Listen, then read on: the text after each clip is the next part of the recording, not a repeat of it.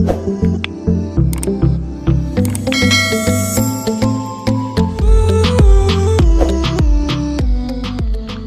नमस्ते साथीहरु, स्वागत छ तपाईहरुलाई हाम्रो च्यानल नेपाल इन्जिनियर्स लोकसेवा सोलुसनमा। आजको भिडियोमा तपाईहरुको लागि की डी लिएर उपस्थित भएको छु, जुन कि हिजो लोकसेवा आयोगको एक्जाममा 2068 साल 5 महिना 19 गतेको लिखित परीक्षाको एउटा सोलुसन रहेको छ। तपाईहरु general highway sanitary irrigation hydro power hydrology र एयरपोर्ट उपसमूहको एक्जाम दिनुभयो होला सब इन्जिनियरको। तपाईहरु आफ्नो एन्सर पनि म्याच गराउन सक्नुहुन्छ। ल जाउँ आजको क्वेशनतिर। कस्तो क्वेशनहरु थियो तपाईहरु हेर्नु नै भयो होला, एक्जाम दिनुभयो होला र कति कट अफ हुन्छ, कतिमा चाहिँ नाम निस्किने सम्भावना हुन्छ, प्रबल सम्भावना कतिको हो, यो सेन्ट्रल लेभलको एक्जाम हो, तपाईहरुलाई त्यो पनि बताउने छु। लास्टसम्म भिडियो हेर्नु होला। ल जाउँ आजको क्वेशन नम्बर 1 तिर। क्वेशन नम्बर 1 मा के छ? Pitot tube is use to measure. यो त सबैलाई थाहा भएको कुरा हो। पिटोट ट्यूब चाहिँ use to measure velocity of फ्लोको लागि हुन्छ, त्यही भएर यसको सही उत्तर बी हुन्छ। अब क्वेशन नम्बर 2 मा के छ? The minimum water content at which the soil just being crumble when rolled into thread 3 mm dia भनेको छ। यो प्लास्टिक लिमिटको चाहिँ हो। यो त थाहा भएकै कुरा हो तपाईहरुलाई। अट्टरबर्ग लिमिटमा लिक्विड लिमिट, प्लास्टिक लिमिट र श्रिङ्केज लिमिटहरु रहेको छ। त्यसको चाहिँ डेफिनिसनहरु सोइल क्रम्बल 3 mm डाया भनेको छ, त्यसको बी सही उत्तर हुन्छ। अब क्वेशन नम्बर 3 मा के छ? The angle that Coulomb's failure envelope makes with horizontal is called. यसको चाहिँ एंगल अफ इन्टरनल फ्रिक्सन हुन्छ, यसको बी चाहिँ सही उत्तर हुन्छ, एंगल अफ इन्टरनल फ्रिक्सन। अब क्वेशन नम्बर 4 मा के छ? हु क्वाइन्ड द टर्म सोइल मेकानिक्स। यो त सबैलाई थाहा भएको कुरा हो। तेर्जागी चाहिँ कार्ल तेर्जागी, यसको चाहिँ सही उत्तर ए हुन्छ। अब क्वेशन नम्बर 5 मा छ? The shear strength of a soil is proportional to the cohesion of a soil is proportional to the tangent of a angle of internal friction. सबै यसको सही उत्तर हुन्छ, अल अफ द अबव हुन्छ, increase with the increase in the normal stress of a soil. अब question number 6 मा के छ? The minimum clear cover for RCC कोलमको लागि मिनिमम क्लियर कोभर कति हुनुपर्छ त? कोलमको लागि ग्रेटर देन 25 mm डाया हुनु और डाया अफ रड हुनुपर्छ। ग्रेटर देन 25 mm और डाया अफ रड हुनुपर्छ, 25 mm भन्दा कम हुनु हुँदैन। अब क्वेशन नम्बर 7 मा के छ? 7 मा रहेको छ if W is the load on a circular slab of radius r, the maximum circumferential moment at the curve of the slab is। यसको चाहिँ सही उत्तर कुन हुन्छ त? 3। यसको चाहिँ सही उत्तर हुन्छ 3L/V² यसको चाहिँ सही उत्तर हुन्छ। यो चाहिँ अलिकति चाहिँ सायद यसको मिसप्रिन्ट होला। यसको 3L/VR²/16C यसको चाहिँ सही उत्तर हुन्छ। अब क्वेशन नम्बर 3 IV/R²/16 होला। यसको चाहिँ यसको के सोधेको छ भन्दाखेरि are the maximum circumferential moment at the curve, हैन? रेडियस दिएको छ, W दिएको छ, त 3VR²/16 यसको चाहिँ सही उत्तर रहेको छ सी।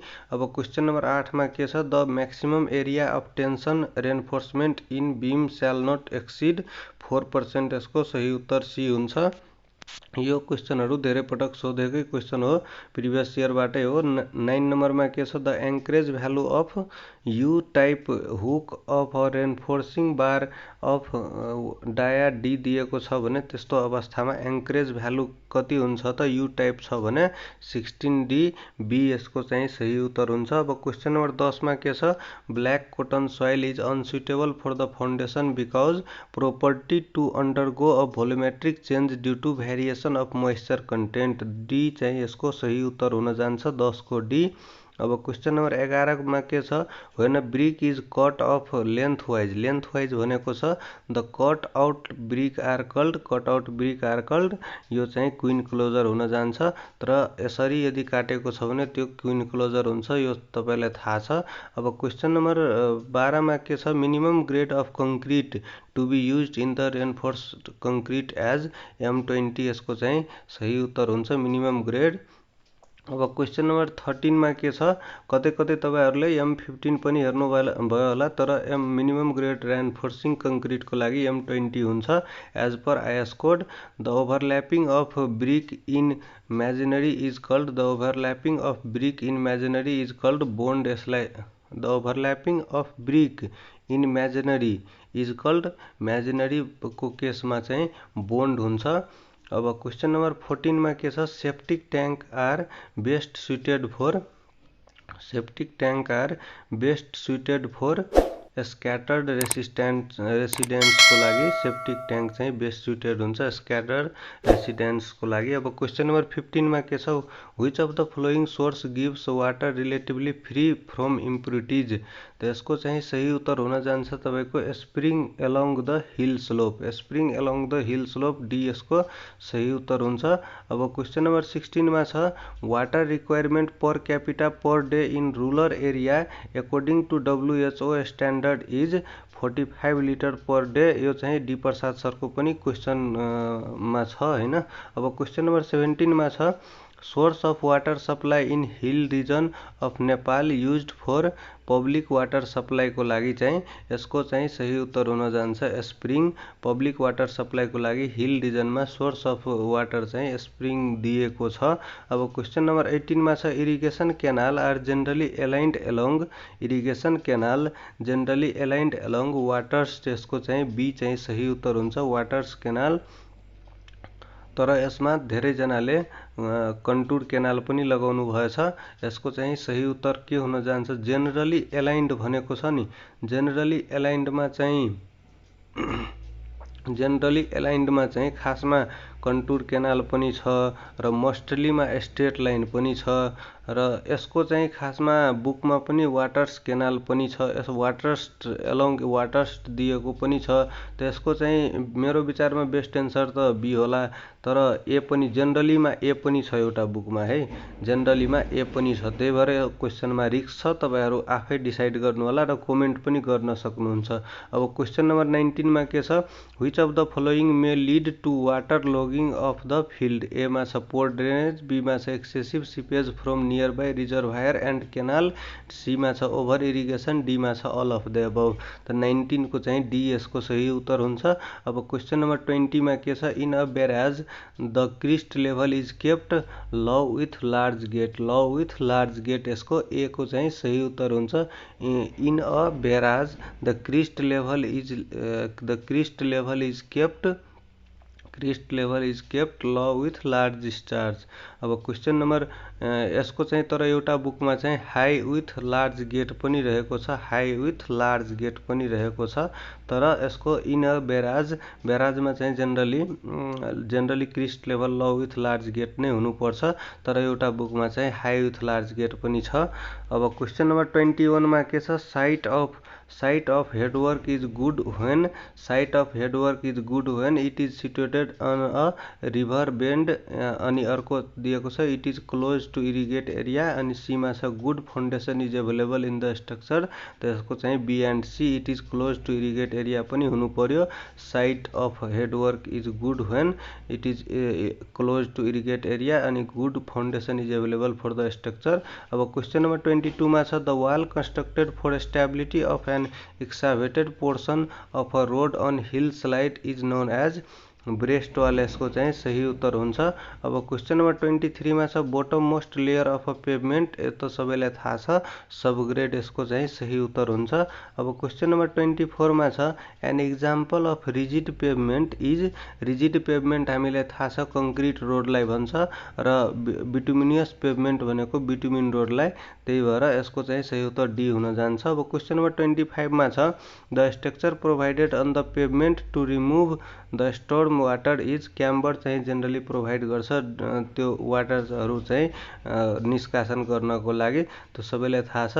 अब रिमुभ द स्टोर्म वाटरहरू अनि ड्रेनेज टाइपको केही पनि त्यस्तो टाइपको क्वेसन आयो भने क्याम्बरमा लगाउनु होला। अब क्वेसन नम्बर 26 मा के छ, the The brick work is not measured in cubic meter. Not measured in cubic meter त हाफ ब्रिक त हामीलाई थाहा छ स्क्वायर मिटरमा युज मतलब स्क्वायर मिटरमा मेजर गर्छौँ त not measured in cubic metre त डी नै हुन जान्छ। अब क्वेसन नम्बर 27 मा के छ, the formwork is measured in square मिटरमा चाहिँ यसको चाहिँ पेमेन्ट हुन्छ। अब क्वेसन नम्बर 28 मा छ, the unit of measurement for wood work in door and window frame is called.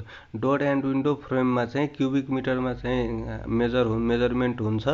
त्यो फ्रेमको सोधेको छ, डोर एन्ड विन्डोको फ्रेमको, तर प्यानलको सोद्धा त्यही स्क्वायर मिटर हो। अब क्वेसन नम्बर 29 मा छ, the percentage of value added tax included in the government rate analysis is 13% tax हुन्छ, भ्याट हुन्छ। अब क्वेसन नम्बर 30 मा के छ, the overall in charge of an organisation at the site responsible for the execution of work is इन्जिनियरको हातमा हुन्छ त्यो। क्वेसन नम्बर 30 को चाहिँ बी हुन जान्छ। अब क्वेसन नम्बर 31 मा के छ, what are the responsible of civil overseer who work at construction site to supervise the construction work for quality, to take the measurement of completed work, to report the daily progress to the engineer त D चाहिँ यसको सही उत्तर हुन्छ। अब question number 32 मा के छ, a guarantee amount that is provided by the contractor to the employer towards successful execution of contract is known as performance security। त्यसलाई भन्छ performance security। a guarantee amount that is provided by the contractor to employer towards the successful execution of the contract is performance security भन्छ। अब question number 33 मा छ, the bar chart technique is commonly used because it is simple to draw and easy to understand। simple to draw and easy to understand C यसको चाहिँ सही उत्तर हुन्छ। अब क्वेसन नम्बर 34 मा के छ, which of the following is used for servicing and repair of the aircraft. Servicing and repair of the एयरक्राफ्टको लागि चाहिँ कुन चाहिँ हुन्छ, यसको चाहिँ ह्याङ्गरमा चाहिँ हुन्छ, यसको सही उत्तर बी हुन्छ। अब क्वेसन नम्बर 35 मा के छ, the runway orientation of the airport is made so that landing and takeoff are against the wind direction, A चाहिँ यसको सही उत्तर हुन्छ, एयरपोर्टको क्वेसन हो। अब क्वेसन नम्बर 36 मा के छ, in quadrantal bearing system whole circle bearing यसको दिएको छ 293 degree 30 minute can be expressed as. त यसको म सिकाएकै छु, धेरै पटक सर्भेको लेक्चर हेर्नु होला। यसको चाहिँ होल सर्कल बियरिङमा यदि 293 छ भने यहाँ चाहिँ 270 हैन, यहाँ चाहिँ 180 मा चाहिँ 90 जोडियो भने तपाईको 20 अनि त्यसपछि 200 अनि त्यसपछि 70 270 र यहाँ 360 र यहाँ तपाईको 90 पनि हुन्छ, 360 र 90 र यहाँ चाहिँ 0 त्यसपछि 90 यसरी हुन्छ तपाईको। अनि यसरी गर्दाखेरि अब होल सर्कल बियरिङमा चाहिँ 293 छ भने यहाँ 0 र 360 डिग्री हुन्छ र यहाँ यदि 293 छ भने यो क्वाड्रेन्टमा पर्छ भनेको, यो क्वाड्रेन्टमा पर्दाखेरि नर्थ र वेस्टकोमा आउँछ, नर्थ र वेस्टको एउटा यो अप्सन छ र एउटा यो अप्सन छ। अब यसमा चाहिँ 293 360 माइनस 293 गर्नु, 360 माइनस 293 गर्दाखेरि यो 6 र त्यो 60 त यसको चाहिँ बी हुन जान्छ। यसरी तपाईहरु निकाल्न सक्नुहुन्छ। सर्भेको न्युमेरिकल यो धेरै इम्पोर्टेन्ट न्युमेरिकल हो। अब क्वेशन नम्बर 37 मा छ, the technique of plotting all the accessible station with a single setup of plane table is radiation मेथडबाट गरिन्छ। अब क्वेशन नम्बर 38 मा छ, the angle between two plane mirror of optical square is 45 degree हुनुपर्छ। यसको plane mirror optical स्क्वायरमा the angle between two plane mirror of optical square is 45 degree. अब 39 मा के छ, द मेथड अफ लेबलिङ use to carry and the reconnaissance of area is by fly लेभलिङबाट। अब क्वेशन नम्बर 40 मा के छ, the maximum percentage of water absorption of second class brick in 24 hour should be limited two.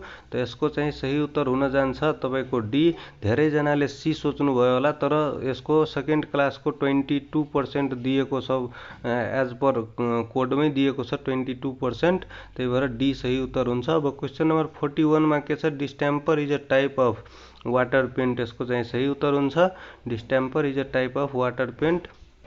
तपाईहरुलाई कुनै क्वेसनमा doubt हुन्छ भने तपाईहरु आफ्नो कमेन्ट सेक्सनमा चाहिँ डिस्कसन पनि गर्नु होला, ताकि अरु स्टुडेन्टलाई पनि सहयोग मिल्छ। अब क्वेसन नम्बर 42 मा के छ, number of machine made brick required for 1 cubic metre for brick masonry, 1 cubic metre for brick masonry.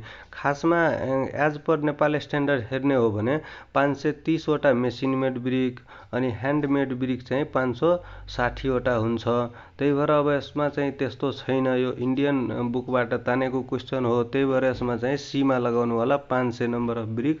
अब क्वेसन नम्बर 43 मा छ, penetration test on bitumen is use to determining its grade को लागि चाहिँ penetration test चाहिँ use गर्छौं, जस्तो कि 80/100 हेर्नुभयो होला, त्यो चाहिँ पत्ता लगाउनको लागि, ग्रेड पत्ता लगाउनको लागि पेनिट्रेसन टेस्ट गरिन्छ र भिस्कोसिटी टेस्ट पनि एउटा हुन्छ। अब क्वेसन नम्बर 44 मा के छ, when shear force at all point is 0 the bending moment is, when shear force at a point is 0 छ भने बेन्डिङ मोमेन्ट त्यहाँ म्याक्सिमम हुन्छ। यो धेरै पटक सबै एक्जाममा लगभग सोधेको क्वेसन हो।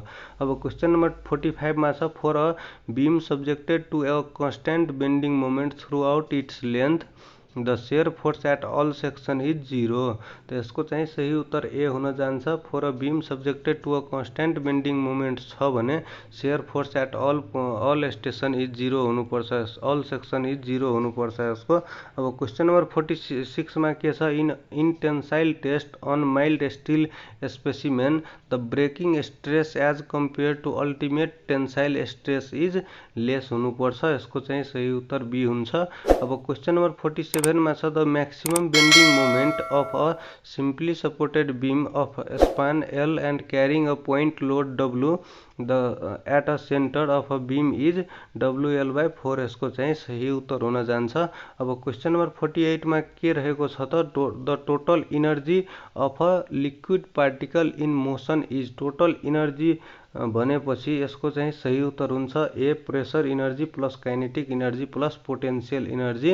अब क्वेसन नम्बर 49 मा छ, the coefficient of active earth pressure is KA, यदि 1/3 दिएको छ भने प्यासिभ सोध्छ। यस्तो केसमा यो तपाईलाई थाहा छ इन्भर्सली प्रोपोर्सनल हुन्छ, KA is equal to 1/, inversely proportional to KP हुन्छ, त्यही भएर 1/3 छ भने 3 हुन्छ, यो सबैलाई थाहा छ।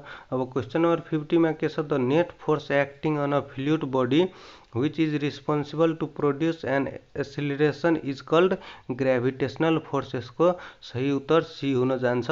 हस् त साथीहरु, तपाईहरुलाई क्वेसन कस्तो लाग्यो? क्वेसन त ठिकै थियो, अरु प्रदेशहरुमा जस्तै यो पनि सिम्पलै क्वेसन थियो, त्यही भएर यसको कट अफ सायद 45 सम्म जान्छ, 45 प्लस जान सक्छ, 45 भन्दा कममा चाहिँ यदि कुनै कोटामा छ भने हुन सक्छ, नत्र यसमा चाहिँ सेन्ट्रल लेभलमा अलिक हाई कम्पिटिसन भएकोले नहुन पनि सक्छ। उत्तर पुस्तिका प्रश्नको की चाहिँ यो अनिवार्य लेख्नु भएछ भने ठिकै छ। तपाईहरुलाई कतिवटा म्याच भयो, कुन क्वेसनमा डाउट छ तपाईहरु कमेन्ट गर्न सक्नुहुन्छ, अरु स्टुडेन्टहरुले पनि त्यसको रिप्लाई दिने नै छ।